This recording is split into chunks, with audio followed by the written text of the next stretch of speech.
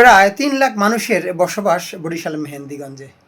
কিন্তু দুঃখের বিষয়, আমাদের মেহেন্দিগঞ্জে যদি কোনো মানুষ অসুস্থ হয়, তাকে প্রথমে পাতারহাট নেওয়া হয়।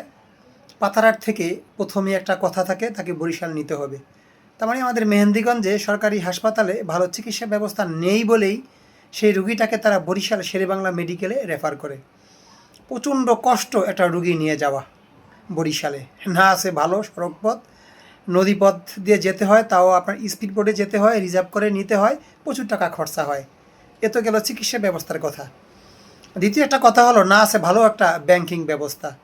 আফসোস যে আমাদের বরিশাল মেহেন্দিগঞ্জে প্রায় 3 লক্ষ মানুষের বসবাস, আর সেখানে ভালো কোনো ব্যাংক নেই। আছে সরকারি একটা ব্যাংক আছে, কিন্তু আমার জানা মতে বেসরকারি কোনো ভালো bank, Dutch Bangla bank, BRAC bank, এই ব্যাংকগুলো আছে কিনা আমার জানা নেই। সঠিক জানা থাকলে আমাকে জানাবেন।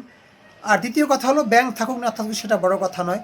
বর্তমান যুগে ডাচ বাংলা ব্যাংকের ভূত দেখবেন যে ঢাকা শহরে চায়ের দোকানের মতো মোড়ে মোড়ে, বিভিন্ন পথে প্রান্তরে, অনেকের বাসার নিচেও দেখবেন যে আপনার ডাচ বাংলা ব্যাংকের ভূত আছে। কিন্তু আমাদের মেহেন্দিগঞ্জে কিন্তু একটা ভূত নেই। নাকি টাকা তোলার যে ভূত থাকে, কার্ডের মাধ্যমে মানুষ টাকা তোলে। আমাকে গত কয়েকদিন আগে এক ভাই ফোন দিয়ে বললো, ভাই আমাদের মেহেন্দিগঞ্জে যদি একটা ডাচ বাংলা ব্যাংকের বুথ থাকতো, অনেক মানুষের উপকার হতো। কারণ অনেক মানুষ চাকরি করে, এরা প্রতি মাসে কেউ 5,000, 10,000, 20,000 টাকা বাড়িতে পাঠায়। যদি কার্ডের ব্যবস্থা থাকতো, হয়তো বাড়িতে কার্ডটা থাকলে সে হয়তো, তার বাবা মা হয়তো কার্ডের মাধ্যমে টাকা তুলতে পারতো, তাহলে হয়তো অনেক টাকা বেঁচে যেত। কারণ বিকাশের মাধ্যমে টাকা লেনদেন করতে গেলে বিপুল টাকা খরচা হয়, এতে কিন্তু অনেক অর্থের অপচয় হয়। তাই আমি মনে করি যে মেহেন্দিগঞ্জে ভালো একটা ব্যাংক, ভালো একটা ব্যাংকের ভূতের দরকার আছে, আর ভালো একটা হাসপাতালের দরকার আছে। কারণ কেন, আমরা ভালো চিকিৎসা পাই না বলেই আমরা দৌড় দিয়ে হয়তো বরিশাল নয় ঢাকা নিয়ে যাই। অনেক রুগী কিন্তু দেখবেন যে আপনার লঞ্চে কিংবা স্পিড বোটেই মারা যায়। কেন মারা যায়? ভালো হাসপাতাল নেই বলে। আছে একটা বেসরকারি হাসপাতাল, দুই একটা মনে হয় যে না থাকার মতো, ভালো কোনো চিকিৎসা ব্যবস্থা আছে বলে আমার মনে নেই। তো এই জন্য যে অবহেলিত, আমরা এমনি অবহেলিত, নদী কবলিত, অবহেলিত। আমাদের না আছে ভালো সড়ক পথ, না আছে ভালো নদীপথ, না আছে আমাদের ভালো কোনো যোগাযোগ ব্যবস্থা। হ্যাঁ, মানুষ চেষ্টা করে যাচ্ছেন মেহেন্দিগঞ্জকে নদী ভাঙ্গন থেকে রক্ষা করার জন্য। আজকে দেখলাম যে মেহেন্দিগঞ্জে যেন আর 1 ইঞ্চি জমিও যাতে নদী না ভাঙে, এরকম একটা কথা বলেছেন। সম্ভবত আমাদের মেহেন্দিগঞ্জের কি কথাটা বলেছেন।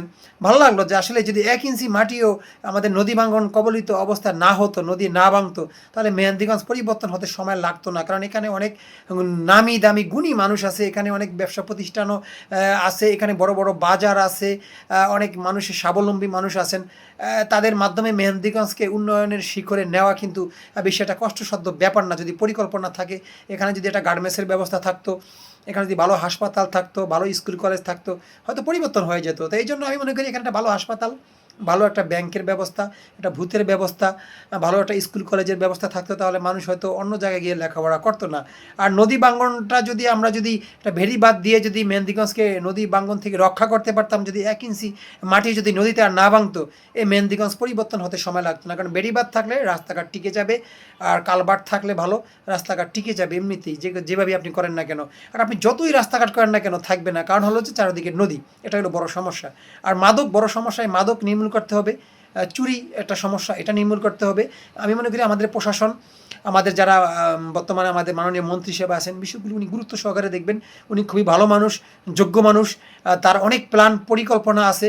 তিনি মানুষকে নিয়ে ভাবেন মেহেন্দিগঞ্জকে কীভাবে উন্নতির শিখরে তিনি নিয়ে যাবেন, এই নিয়ে তিনি প্রতিনিয়ত চিন্তা ভাবনা করেন। তাই মাননীয় মন্ত্রী সাহেব, আপনি ধাপে ধাপে কাজগুলো করেন, ইনশাল্লাহ এই মেহেন্দিগঞ্জের মানুষের ভাগ্য ফিরতে বেশি একটা সময় লাগবে না, এটা আমি ব্যক্তিগতভাবে মনে করি। ভিডিওটা যদি ভালো লেগে থাকে, অন্যকে দেখার জন্য শেয়ার করে দিবেন। আল্লাহ হাফেজ।